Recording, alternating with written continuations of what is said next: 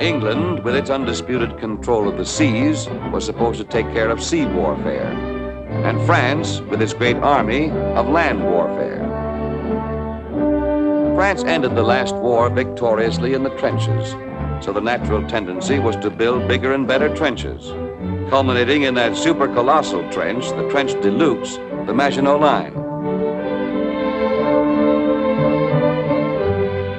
In these fantastic underground fortresses were stored enough supplies to withstand a siege of years. The military leaders assured the French people that this mighty wall of steel and concrete made France impregnable. Those who dared criticize this plan of defense were sharply reminded that the French General Staff was the greatest on earth. In the meantime, Hitler was scheming a conquest based on lightning speed and surprise.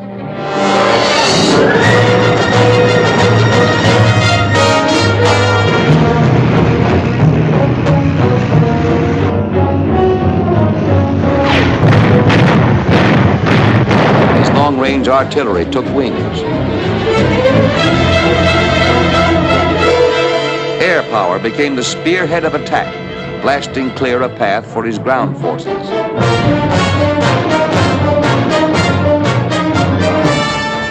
Under this shield of air power, the Nazi hordes poured into France. The mighty Maginot Line proved no barrier against this new kind of warfare.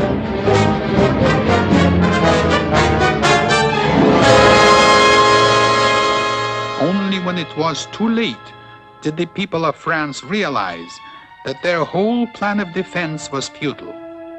These huge land fortresses, representing a great national effort, stand only as grim monuments to outmoded military thinking. And what about the mighty floating fortresses that Britain relied on for control of the seas? When Hitler hurled his blitzkrieg across the water gap into Norway, the British Navy was confident that he had made a fatal mistake. By cutting Hitler's supply lines, they expected to trap his forces behind a naval blockade. But like the French army, the British Navy underestimated the tremendous war potential of air power.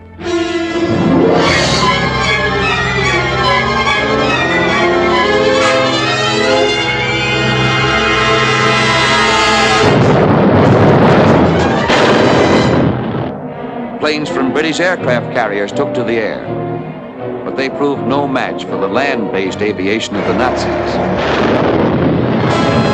Britain's own land-based planes lacked the range to come to the rescue.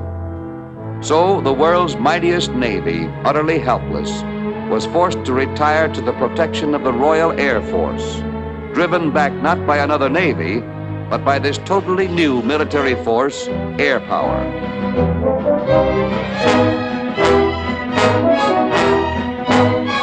Hitler planted a string of air bases along the Norwegian coast, and with air power took over control of the seas in this area, ignoring the floating fortresses as completely as it ignored the land fortresses of France.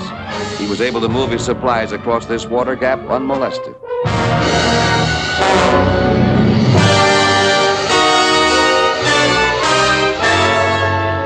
Over 300,000 British troops cornered, doomed men facing surrender or annihilation under the merciless pounding of Hitler's aerial spearhead.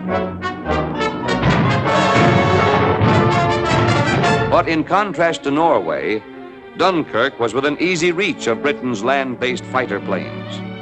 For the first time, Hitler's flying spearhead met real air opposition.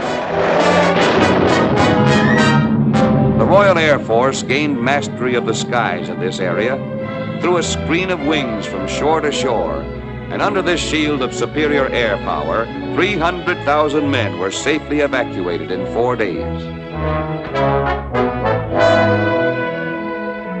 The British braced themselves for immediate invasion. After Dunkirk, Hitler realized he would have to strike with an air force many times greater than the British. So for 2 months, the invasion waited, while he equipped a chain of air bases to place his short-range aviation within striking distance of the target. And then Hitler received his first major setback. He sent over his aerial spearhead, wave after wave of planes. But the Luftwaffe, built primarily to clear a path for ground forces, proved no match for the Royal Air Force, built for war in the air.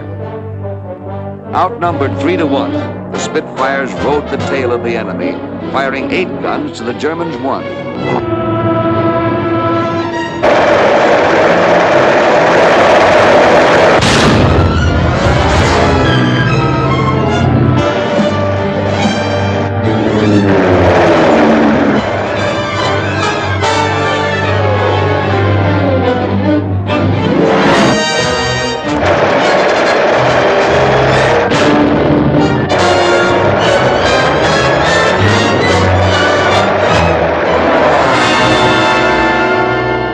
The superior quality of British men and machines overwhelmed German quantity, blasted 2,400 planes out of the sky, and broke the spearhead of the German offensive.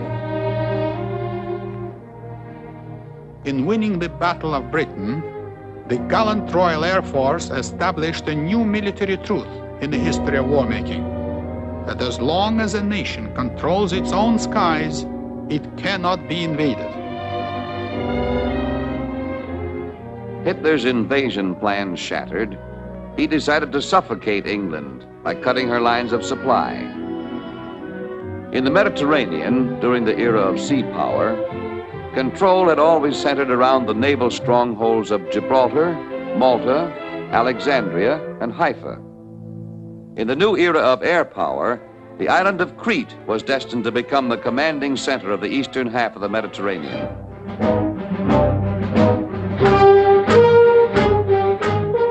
Recognizing the importance of Crete, Hitler, with his spearhead of short-range aviation, pushed step by step through the Balkans and amassed his strength for an aerial invasion.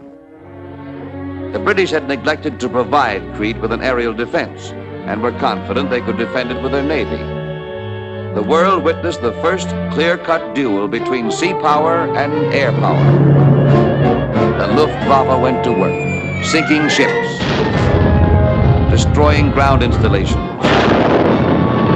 seizing airfields with parachute troops, and finally landing an army of occupation in gliders and transport planes. The first territory to be conquered entirely through air power. Another upset in war making.